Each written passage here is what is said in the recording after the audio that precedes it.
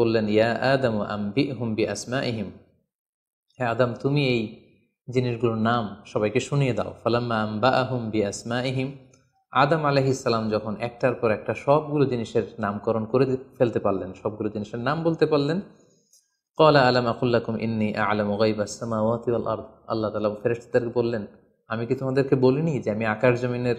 গায়েবের সমস্ত বিষয়ের ধারক এবং বাহক, সব বিষয়ের জ্ঞান আমার কাছে আছে। সো আদমকে আমি এমন কিছু স্পেশাল ফিচার দিয়ে তৈরি করেছি যেগুলো অ্যাঞ্জেলদের মধ্যে ল্যাকিংস ছিল,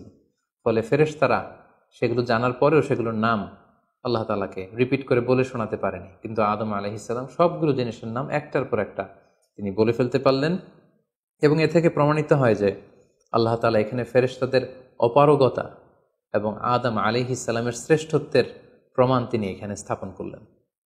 অনেকে প্রশ্ন করে থাকে যে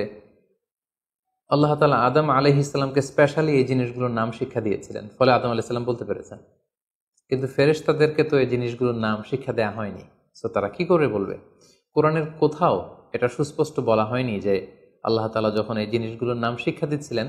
তখন আলাদা করে আদম আলাইহিস সালামকে শিক্ষা দিচ্ছিলেন। বরং এমনও হতে পারে যে শেখানোর প্রক্রিয়াটি যখন চলছিল তখন ফেরেশতা এবং আদম তারা সকলেই উপস্থিত ছিল, কিন্তু আদম আলাইহিস সালামকে আল্লাহ তাআলা এমন কিছু মানবিক বৈশিষ্ট্য, স্পেশাল ফিচার দিয়ে তৈরি করেছেন